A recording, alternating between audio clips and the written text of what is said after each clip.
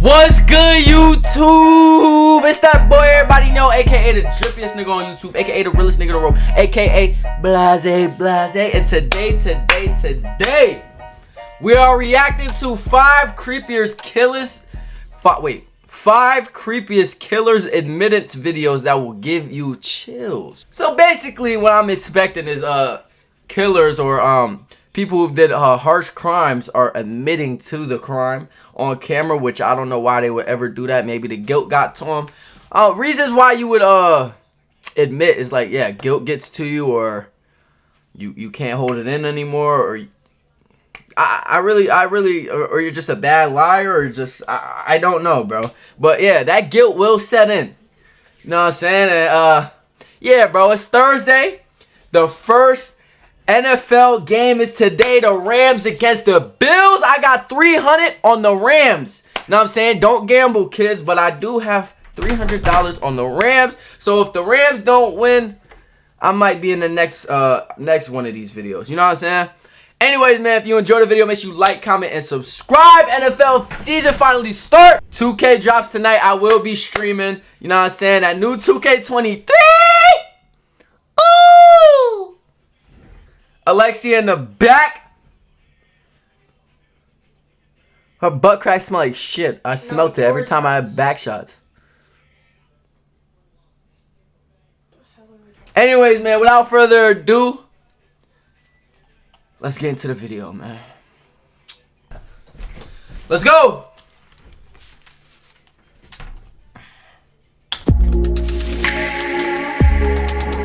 Five creepiest videos. What's going on, you guys? My name's Ty Knots, and welcome to Top 5 Unknowns. 5 scariest nigga whispering in my ear, confessions. like, what's going on?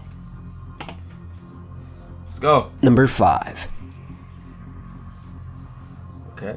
Frazier Glenn Miller was a member of a white supremacy group charged with taking the lives of 3 individuals. KKK. White supremacy group. That's basically, it's like a branch of the KKK, or it has to do with the KKK. Look at this dude, bro. You could just tell in his beard, like the way it's not even connecting and the way it just flows in.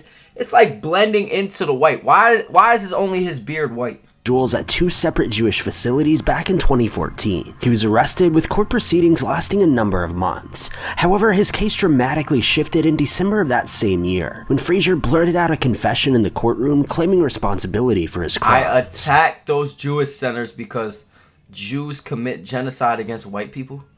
What? He was ultimately given the death penalty and remains on death row to this day. Take a look at a short clip. Let's go.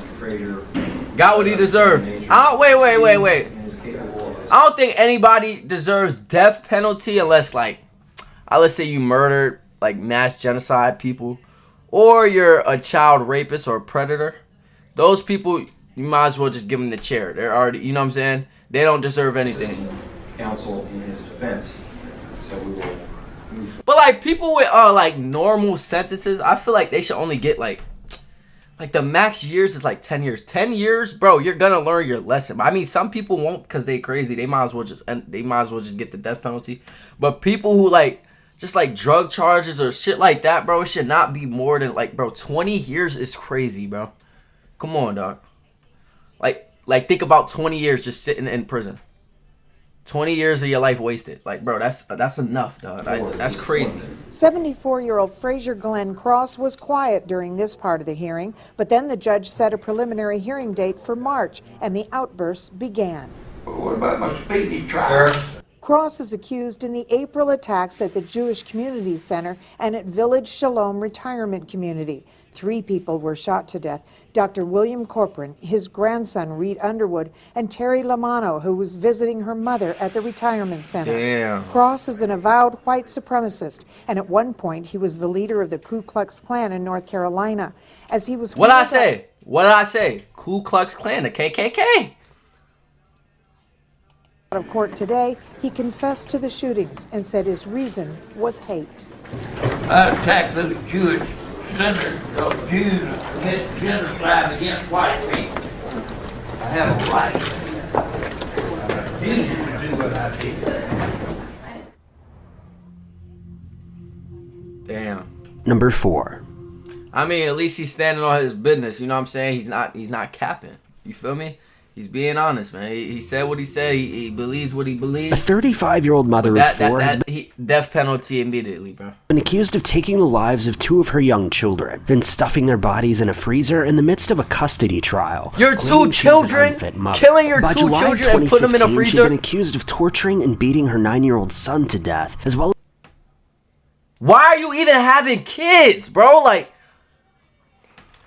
bro, I don't get it, bro. I don't understand. Like, why have the kid? Like, beating your son to death, dog. Immediately, death penalty to the max. The chair, the injection, everything. Anything. Not even the injection. Just make it hurt. Make it hurt, bro. Within a year, she admitted guilt for her crimes in court and was sentenced to life in prison. Take a look at her extremely life is not enough, bro. Outburst that led to her conviction.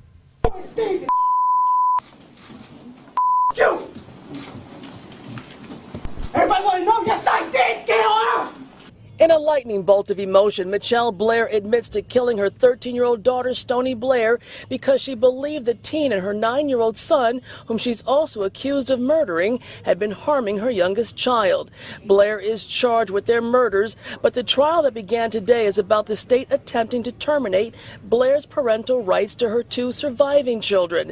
And what happens when your kids come to visit you in 2005? Yeah, bro.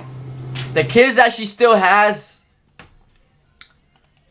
Wait. Supposed to give him a bath. Attempting to terminate Blair's parental rights to her 2 surviving children. Yeah, parental rights, they're gone out the fucking window. Why is that even a question? And what happens when your kids come to visit you in 2005? Supposed to give him a bath, seen whips on their back. Who's seen whips? My sister. Your sister. Did you see these whips? She showed them to me. Are these long red marks? No, they was healed up by the time I seen them. Healed up. But do they appear to be long, like lines? No, it's like slashes. Another one of Michelle Blair's outbursts came as an attorney for one of the fathers was addressing the court. Wow. So I asked the court not to be so inflamed by the mother's actions as to place those on my client. The allegations against my client, Mr. Berry, are failure to protect and abandonment. And never being there for his kids. Mother, She was always on sex sites, though, Mother, right? Mother, listen to me. I had to beg you to come sit there. For real? Mother, listen to No me. matter how much you lie or how your lawyers lie. You done, Mother? Listen to me. This is a civil case. It's not a criminal case. We can and we will do it without you. I never We tried to will say I do it didn't. I without did it, you. but that does not negate the fact that they were never there for their children. I had to struggle with them all the time. They were never Nigga, there. you killed your kids. Get this bitch. Yo, word 2, like, bro. Kill her, bro. I'm on to the next case, bro. I can't even just watch this shit no more, bro. Number 3, dog. Number what the 3. Fuck? You killed your kids. Death penalty immediately, bro. She has nothing to say, bro. Niggas is not trying to listen to that. The fuck? Struggle with them. Nigga, everybody got to struggle. Shut the fuck up. I'm sure by now we're all highly familiar with Dennis Rader, the BTK killer, responsible for taking the lives of 10 individuals between 1974 and 1991. Though surprisingly few people have seen or heard his courtroom confession, leading to his guilty verdict. On June 27, 2005, Dennis Rader was heard on live TV acknowledging his crimes for the very first time, claiming responsibility for his actions. Take a look at a clip from the court proceedings. Mr. Rader, I need to find out more information. On that particular day, the 15th day of January, 1974, Damn, this was can old. you tell me where you went to kill Mr. Joseph Otero? I think it's 1834, Edgemore. All right. Can you tell me approximately what time of day you Why went? is he so calm? Like, these be the craziest niggas, bro. Talking about him killing somebody. This nigga, I think it was, like, what, nigga? Like, Between 7 and 7:30. This particular location, did you know these people? No, that's no, that was part of my, I guess my what you call fantasy. These people were selected. fantasy, selected. This nigga, he been planning this since you, like, bro, it's like something mentally. I don't want to say mentally because, nigga, it's his fault. It's clearly, like, there's no excuse. But, bro, There's nothing but like evil in that nigga's stare. Look at his stare. Look at his eyes. It's the devil, bro. All right, so you Okay.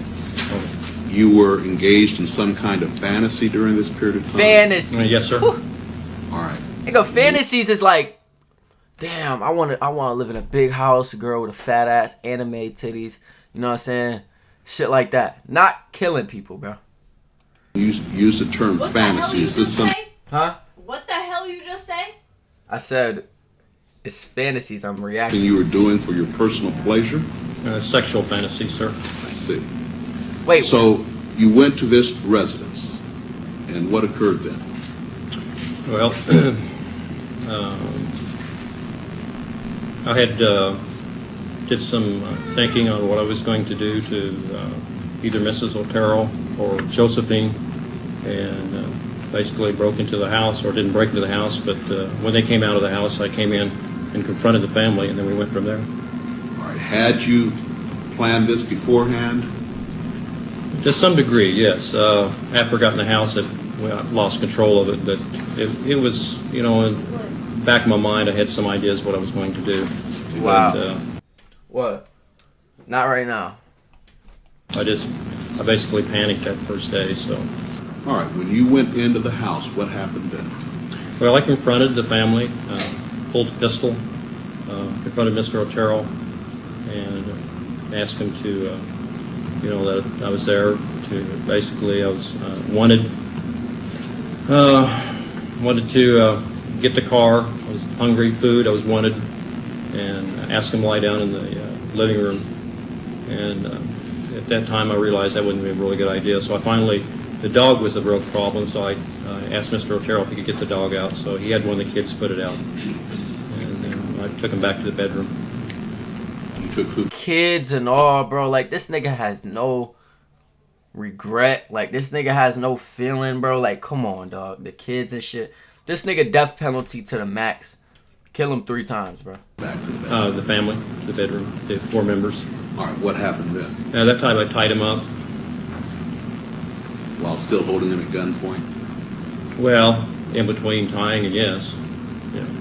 All right, after you tied them up, what occurred? Well, they started complaining about being tied up, and I re-loosened the bonds a couple of times. Tried to make Mr. Otero as comfortable as I could. Apparently had a cracked rib from a car accident, so I had him put a pillow down for his head. Had he put I think he's Parker or This nigga politely tied him up? This nigga politely killed these niggas? What? Like, did he want to do it or did he not want to do it? It sounded like he didn't even want to do it. He had a broken rib from car accident, so you put a pillow on his head and what? underneath him. They talked to me about giving the car and whatever money. I guess they didn't have very much money, and there I realized that I didn't have a mask on or anything. They already could ID me, and made a decision to go ahead and put them down, I guess.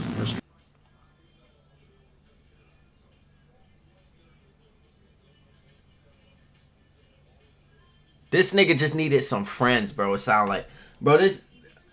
He need help. He probably already dead by now, bro. This look old, bro. What the fuck did I just Number hear, 2. bro? Like, what? A man by the name of Israel Keys admitted to taking the lives of over 10 people, burying at least 3 of them in Washington, and submerging countless others in an unknown lake. In 2012, Israel conducted a series of interviews with the FBI, in which he revealed a small amount of information about his victims, including where to find a few of their bodies. However, before his case could be closed and him be properly convicted, he took his own life while in jail. Take a look at a short clip from a news piece that aired about Israel back in 2012. If I was smart, I would let them come to me. Just remote area.